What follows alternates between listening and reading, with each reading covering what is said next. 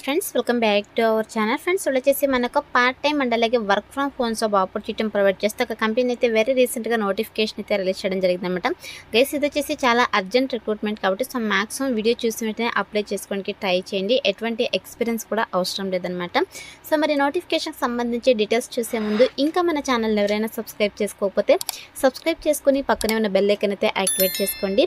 And అలాగే వీడియోకి ఒక చిన్న లైక్ చేసి సపోర్ట్ అయితే చేయండి గైస్. ఇంకా లేట్ చేయకుండా నోటిఫికేషన్ డీటెయిల్స్ అయితే చూసేద్దాం. ఈ నోటిఫికేషన్ మనకు మోడ్ స్క్వేర్ కంపెనీ నుంచి రిలీజ్ అయిందనమాట. సో ఇక కంపెనీ వాళ్ళ అఫీషియల్ కెరీర్ సెక్షన్ మనకి నోటిఫికేషన్ అయితే పోస్ట్ చేయడం జరిగింది.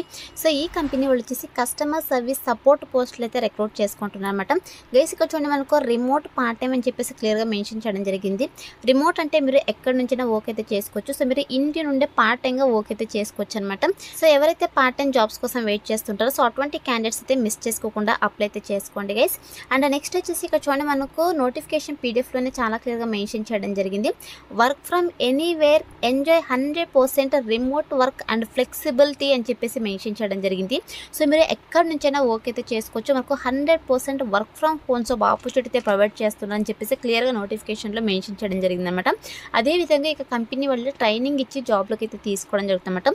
సో మీరు ఏం వర్క్ చేయాలి, అదేవిధంగా ఇక కంపెనీ రూల్స్ అండ్ రెగ్యులేషన్స్ ఏంటి, అదేవిధంగా సో వర్క్ ఏంటి అని చెప్పేసి ఈచ్ అండ్ ఎవ్రీథింగ్ అయితే మీకు ట్రైనింగ్ ఇచ్చి జాబ్లోకి అయితే తీసుకోవడం జరుగుతుంది అనమాట. అండ్ నెక్స్ట్ వచ్చేసి వన్స్ మీరు యొక్క పోస్ట్కి సెలెక్ట్ అయిన తర్వాత మీరు చేయాల్సిన వర్క్ ఏంటి అని చెప్పేసి మా ఇక్కడ రెస్పాన్సిబిలిటీస్లో చాలా క్లియర్గా మెన్షన్ చేయడం జరిగింది. గైస్, మీరు చేయాల్సిన వర్క్ ఏంటంటే యాజ్ ఏ కస్టమర్ సర్వీస్ సపోర్ట్గా సో ఈ యొక్క కంపెనీ కస్టమర్స్ వచ్చేసి డిఫరెంట్ క్వెరీస్ అయితే మళ్ళీ కాంటాక్ట్ అవ్వడం జరుగుతుంది అనమాట. సో ఇక కంపెనీ ప్రోడక్ట్ అండ్ సర్వీసెస్కి సంబంధించి సో కస్టమర్స్ ఏదైతే క్వెరీస్ చెప్తున్నారో సో ఇక క్వెరీస్ని అయితే మీరు ఇమ్మీడియట్గా రెస్పాండ్ అయ్యి రిసాల్వ్ అయితే చేయాల్సి ఉంటుంది. అదేవిధంగా ప్రాపర్ ఇన్ఫర్మేషన్ అయితే వాళ్ళకి ప్రొవైడ్ చేయాల్సి ఉందని చెప్పేసి మెన్షన్ చేయడం జరిగిందనమాట. అదేవిధంగా చూడండి, maintain organised records of interactions in our CRM అని చెప్పేసి మెన్షన్ చేయడం జరిగింది. దీంతో పాటు ఇక్కడ చూడండి, customer satisfaction is very important అనమాట. సో కస్టమర్ సాటిస్ఫాక్షన్ అయ్యే విధంగా మీరు కస్టమర్స్ యొక్క ఇష్యూస్ని అయితే 100% సో రిజాల్వ్ అయితే చేయాల్సి ఉంటుంది. 100% సాటిస్ఫాక్షన్ అయితే ప్రొవైడ్ చేయాల్సి ఉంటుంది చెప్పేసి మెన్షన్ చేయడం జరిగిందనమాట. అండ్ నెక్స్ట్ వచ్చేసి educate customers and product features and services అని చెప్పేసి మెన్షన్ చేయడం జరిగింది. గైస్, మీరైతే కస్టమర్స్కి కంపెనీ ప్రోడక్ట్ అదేవిధంగా సర్వీసెస్ ఫీచర్స్ గురించి అయితే మీరు ఎడ్యుకేట్ అయితే చేయాల్సి ఉంటుందన్నమాట. అండ్ అలాగే other to company protocols for smooth interactions, provide feedback and common issues and suggest improvements అని చెప్పేసి మెన్షన్ చేయడం జరిగింది. సో మీరైతే ఫీడ్బ్యాక్ అయితే ప్రొవైడ్ చేయాల్సి ఉంటుంది అనమాట. అంటే కామన్ ఇష్యూస్కి సంబంధించి ఫీడ్బ్యాక్ ప్రొవైడ్ చేయడం వల్ల సో ఇంకా ఫర్దర్గా ఇక సర్వీసెస్ అనేవి ఇంప్రూవ్ అయితే చేయొచ్చు అనమాట. సో ఈ విధంగా మీరు కస్టమర్ సర్వీసెస్ అయితే ప్రొవైడ్ చేయాల్సి ఉంటుంది అనమాట కస్టమర్స్కి. గైస్, వన్స్ మీరు యొక్క పోస్ట్కి సెలెక్ట్ అయిన తర్వాత 100% ట్రైనింగ్ అయితే ప్రొవైడ్ చేస్తారు కాబట్టి మిస్ చేసుకోకుండా అప్లై అయితే చేసుకోండి గైస్. నెక్స్ట్ వచ్చేసి ఇక పోస్ట్కి అప్లై చేసుకోవడానికి క్వాలిఫికేషన్స్ కనుక చూసుకుంటే గైస్, మినిమం క్వాలిఫికేషన్ వచ్చేసి ఎనీ డిగ్రీ అనమాట. Any degree, any PG qualifications కనుక ఉన్నట్టే హ్యాపీగా అప్లై అయితే చేసుకోవచ్చు. సో మీకు ఏ స్పెషలైజేషన్లో క్వాలిఫికేషన్ పర్లేదు, ఏ ఇయర్లో పాస్ అవుతున్నా కూడా మీరు ఇక నోటిఫికేషన్కి అప్లై చేసుకోవడానికి ఎలిజిబుల్ అనమాట. ఈ క్వాలిఫికేషన్స్ ఉన్న వాళ్ళైతే అప్లై అయితే చేసుకోండి గైస్.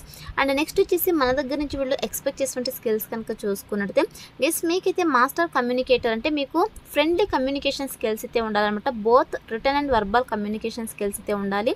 దీంతో పాటు ప్రాబ్లమ్ సాల్వింగ్ స్కిల్స్ అయితే ఉండాలన్నమాట. సో కస్టమర్స్ ఏదైతే ప్రాబ్లమ్స్ చెప్తున్నారో సో ఇక ప్రాబ్లమ్స్ని మీరు అర్థం చేసుకొని వాళ్ళకైతే ప్రాపర్ రెజల్యూషన్స్ అయితే ప్రొవైడ్ చేయాల్సి ఉంటుందన్నమాట. అండ్ నెక్స్ట్ వచ్చేసి ఎంపతి ఎక్స్పర్ట్ అయితే ఉండాలని చెప్పేసి మెన్షన్ చేయడం జరిగింది.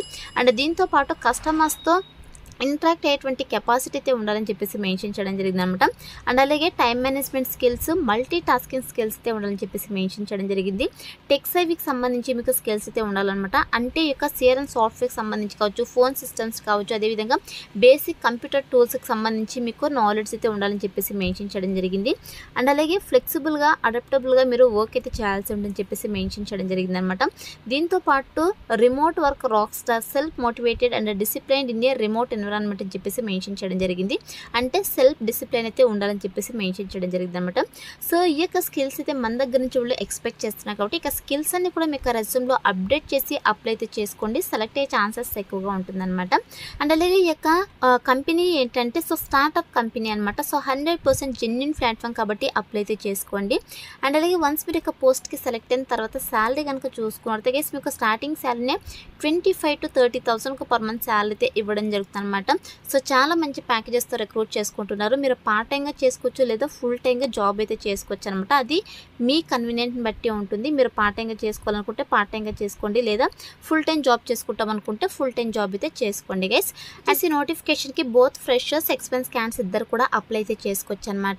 సో వితౌట్ ఎక్స్పీరియన్స్తో ఫ్రెషర్ క్యాండిడేట్స్ని కూడా రిక్రూట్ చేసుకుంటున్నారు కాబట్టి మిస్ చేసుకోకుండా అప్లై అయితే చేసుకోండి గైస్.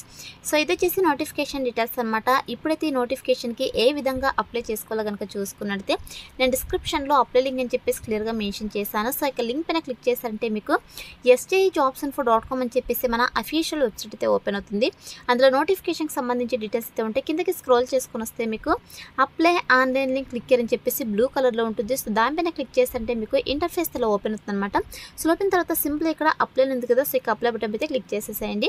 సో క్లిక్ చేసిన వెంటనే గైస్ మీరు మీ యొక్క రెజ్యూమ్లో ఉండేటువంటి డీటెయిల్స్ అన్ని కూడా ఆటో ఫిల్ చేసైనా అప్లై చేసుకోవచ్చు, లేదా మేము మాన్యువల్గా అప్లై చేసుకుంటాం అనుకుంటే మీరు మాన్యువల్గా అప్లై అయితే చేసుకోవచ్చు అనమాట. ఇన్ కేస్ మీరు మాన్యువల్గా అప్లై చేసుకోవాలి అనుకుంటే ఇక్కడ అప్లై మాన్యువల్ ఉంది కదా, సో దీనిపైతే క్లిక్ చేసేసేయండి. సో క్లిక్ చేసిన వెంటనే మీకు నెక్స్ట్ ఇంటర్ఫేస్ ఇలా రావడం జరుగుతుంది అనమాట. సో మీరు టోటల్గా 7 స్టెప్స్లో అయితే మీ యొక్క అప్లికేషన్ ఫామ్ని అయితే సబ్మిట్ చేయాల్సి ఉంటుంది అనమాట. సో ఫస్ట్ అయితే మీరు లాగిన్ డీటెయిల్స్ అయితే క్రియేట్ చేసుకోవాల్సి ఉంటుంది.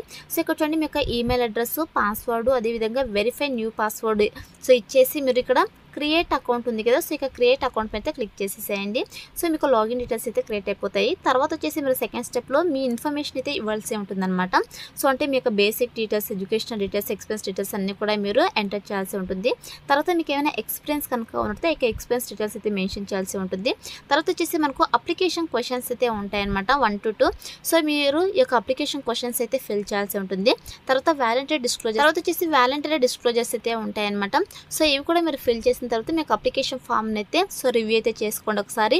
సో ఏమైనా మిస్టేక్స్ ఉంటే కరెక్షన్ చేసుకునేసి మీరు అప్లికేషన్ రివ్యూ చేసి అప్లికేషన్ ఫామ్ అయితే సబ్మిట్ చేసేసేయండి గైస్. సో సబ్మిట్ చేసి ఉంటే మీకు అప్లికేషన్ ఫామ్ సక్సెస్ఫుల్గా సబ్మిట్ అయితే మీకు థ్యాంక్ యూ అని చెప్పేసి పాపప్ అయితే రావడం జరుగుతుంది. అలా వస్తేనే మీకు అప్లికేషన్ ఫామ్ వాళ్ళకి సక్సెస్ఫుల్గా సబ్మిట్ అయినట్టు అనమాట. ఇలా అయితే అప్లై అయితే చేసుకోండి.